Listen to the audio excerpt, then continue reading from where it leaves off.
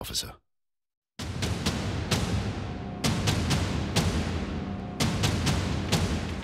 Didn't make much. Will they pay any attention to that? Well, if it's a hole, it's a hole. Yeah. All 5 of Geelong's goals to their big forwards, Kirsten, Bathy, and also Josh Walker at the other end. Grimley has forced a change in the Geelong defensive structures. He was matched up by Sully in the first quarter, and now Mitch Brown has gone to him after Grimley had 3 shots at goal for a couple of successes. And here's Hallahan, who's been prolific. Up the wing, looking for Retzlaff. Thurlow was in great position in the Tasmanian in his first year. Knocks it over the boundary line. He was Geelong's first pick this season, or at the end of last season, pick 16. As we see their bench. And of course, this dynasty started way back in the draft of 1999 with Chapman, Enright, Ling, Joel Corey, all picked up, and many of those featuring in their 2002 premiership. And then we know what's happened since.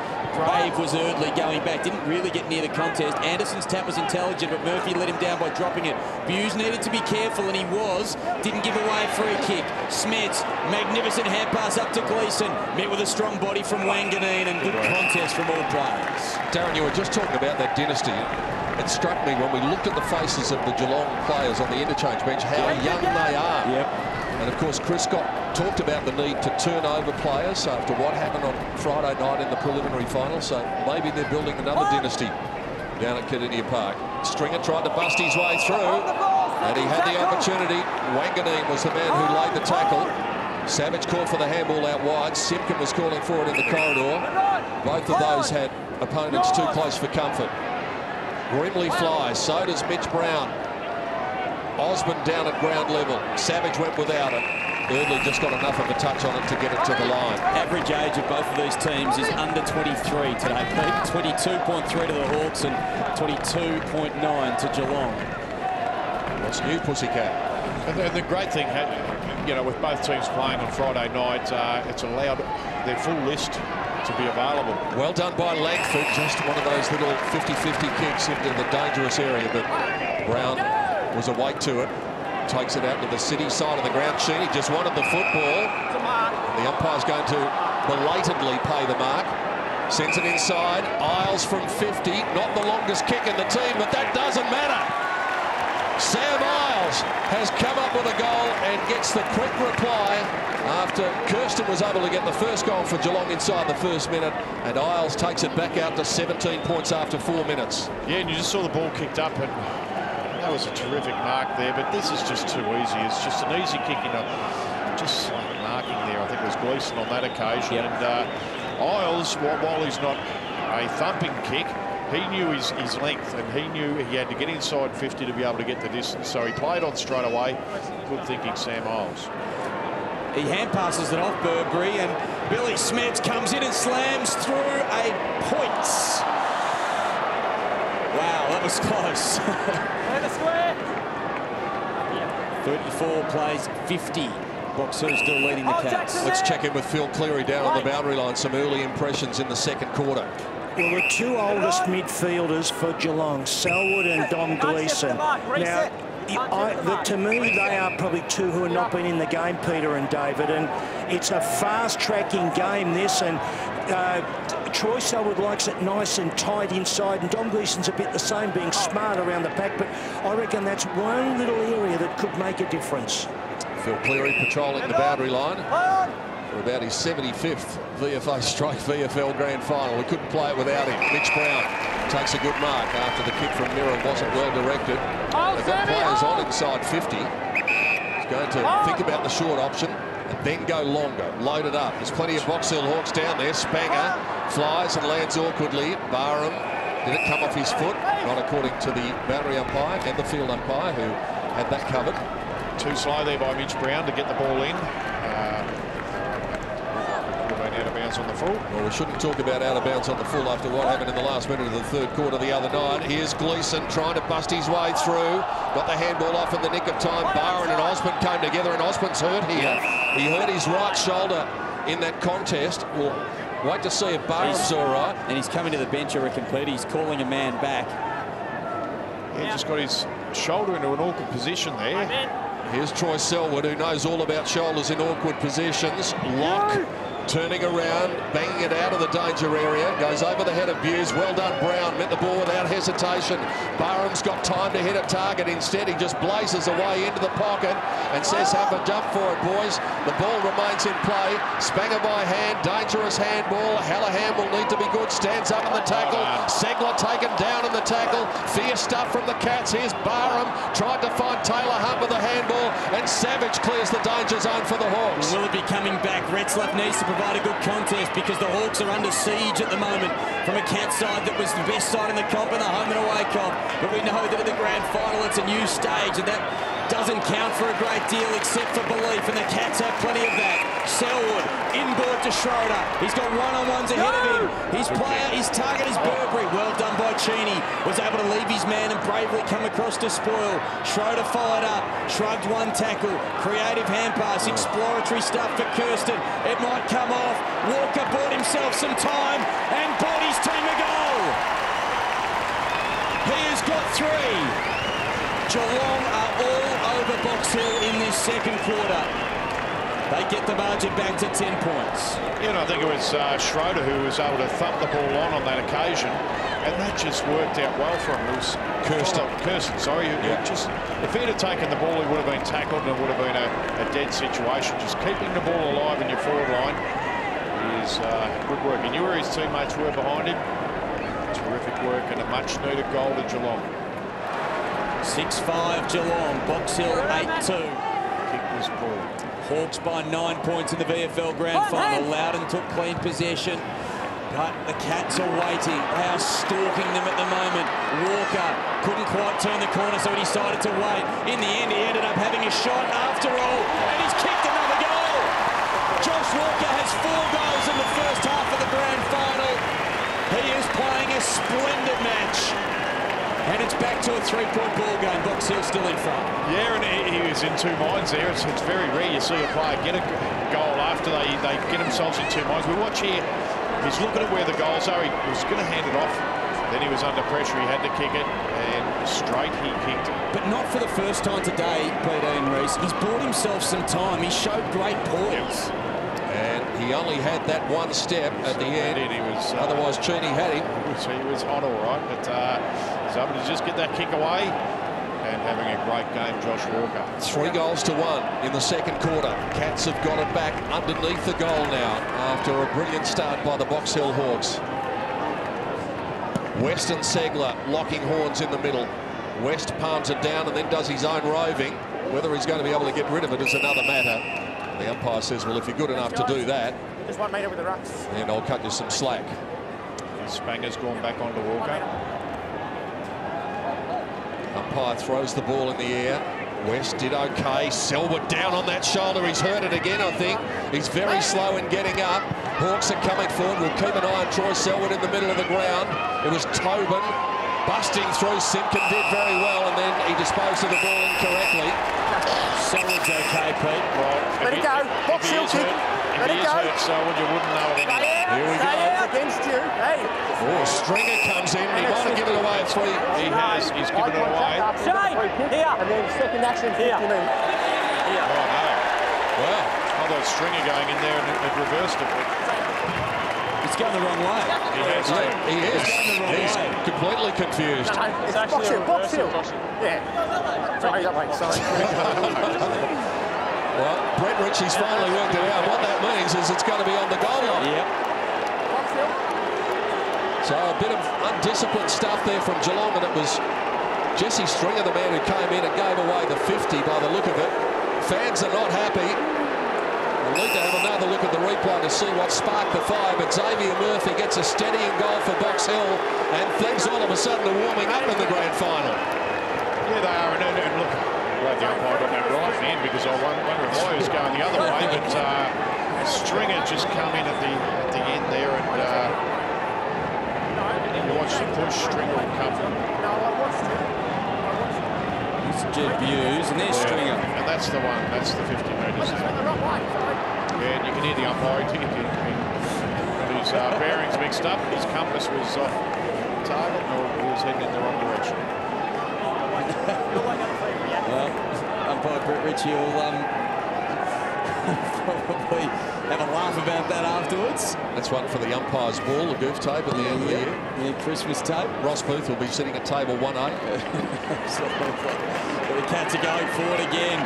Good hands by Hutton. Smets has it. He tries to steer it in low. They haven't been as precise as we've seen them throughout the season today, Geelong. Obviously, there's more pressure in a grand final. Hughes has put his body on the line again. Yep. He's hurt himself again. He's slow getting up. In fact, he still hasn't got himself up. Meanwhile, the ball's at half forward for the Hawks. And we're going to have a ball up. This is a very hot footy right at the moment.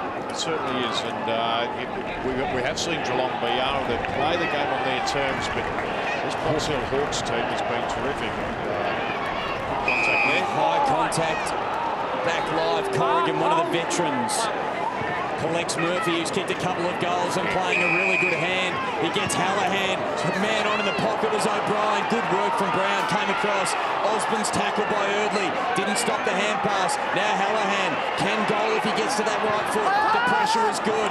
Langford's little poke was okay as well. The Hawks are trying desperately to keep it in. They've struggled to do that in this second quarter. Corrigan, it's still inside 50. His clearing kick doesn't get much traction, and Locke slams through it behind. Couldn't quite get the curl on it.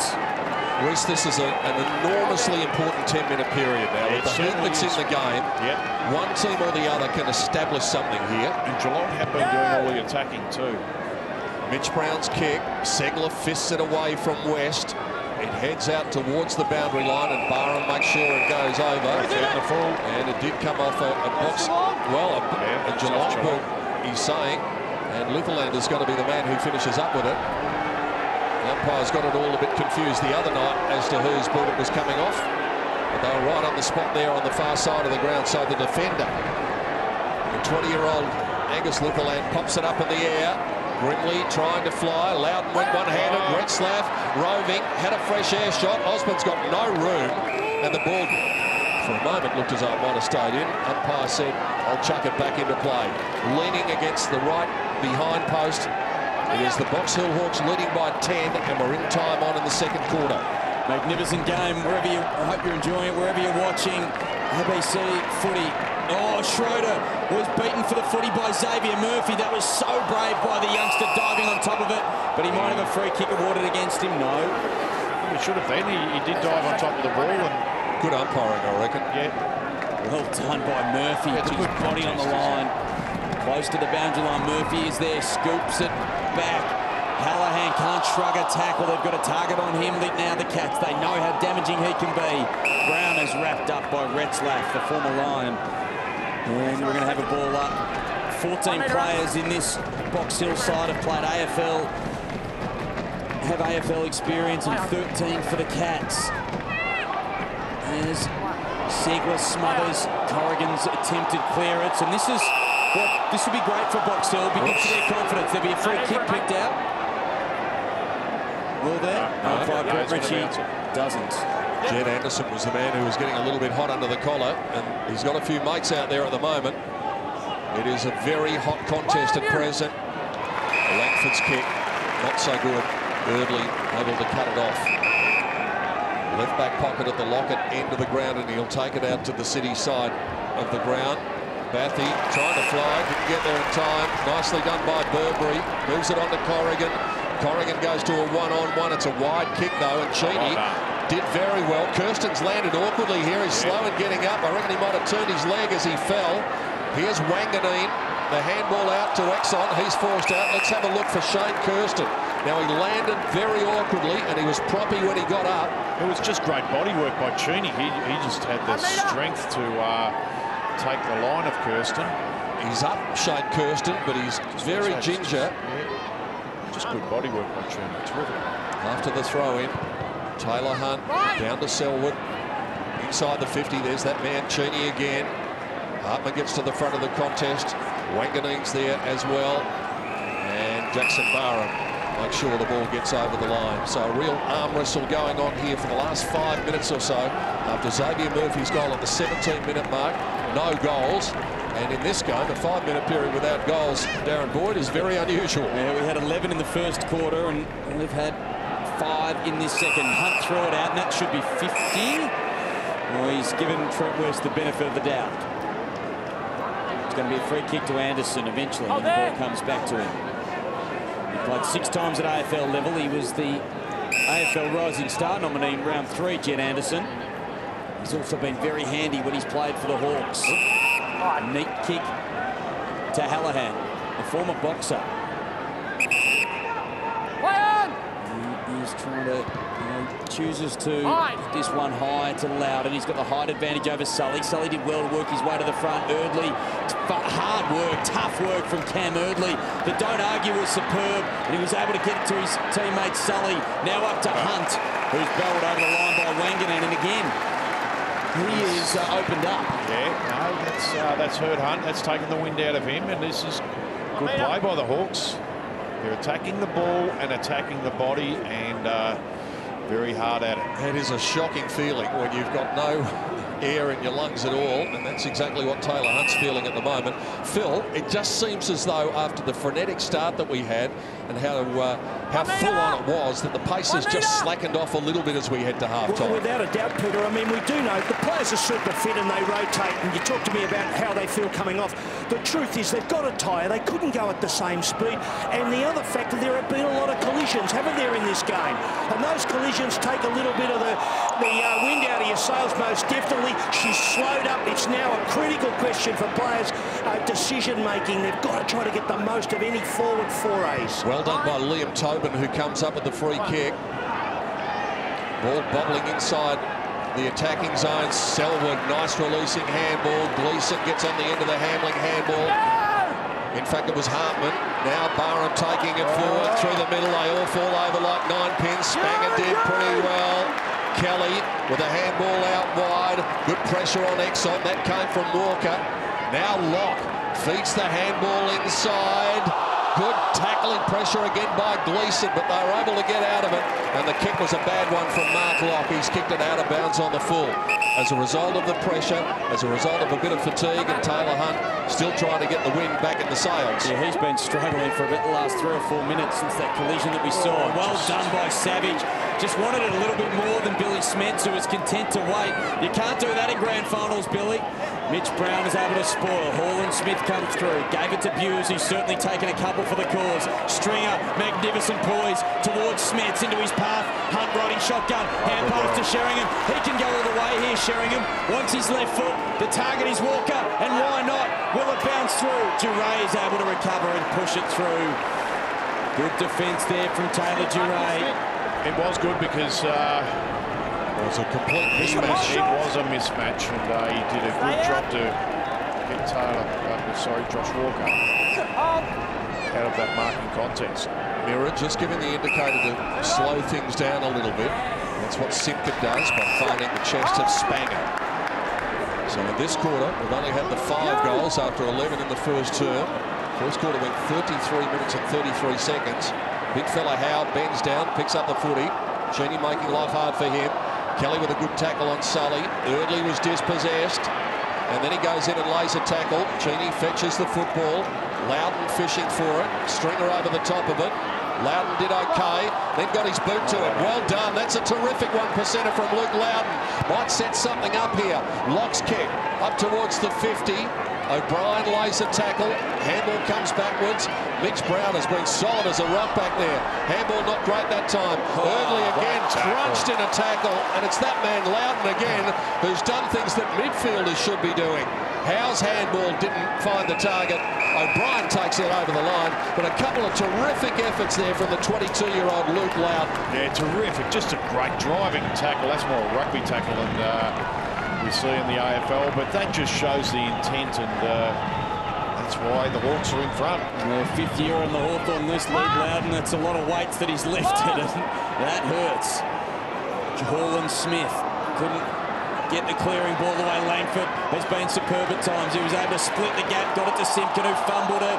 But then Osborne, AFL experience, AFL premiership winning experience, wrapped up Hughes, and he keeps fighting Michael Osborne, and I think he might win the free kick.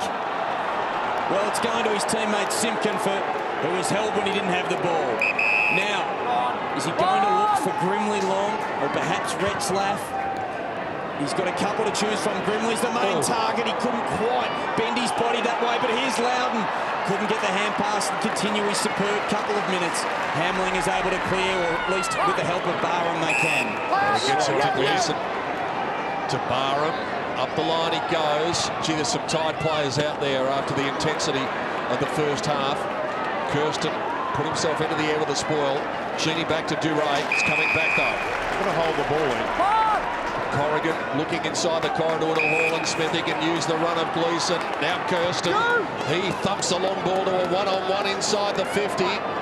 Who's going to win this contest? An important ball. Burberry was outpointed by Mirror. Bathy's done a good job. Has kept the ball in, but yet again, Mirror stuck at the task. That was two really good efforts from David Mirror, who's been amongst their best players this year, 8 times in their best, and 2 important efforts there. And he's captain today, of course. Captain the Hawks in the absence of Daniel Pratt, so he is leading from the front. David Mirror, fantastic VFL player.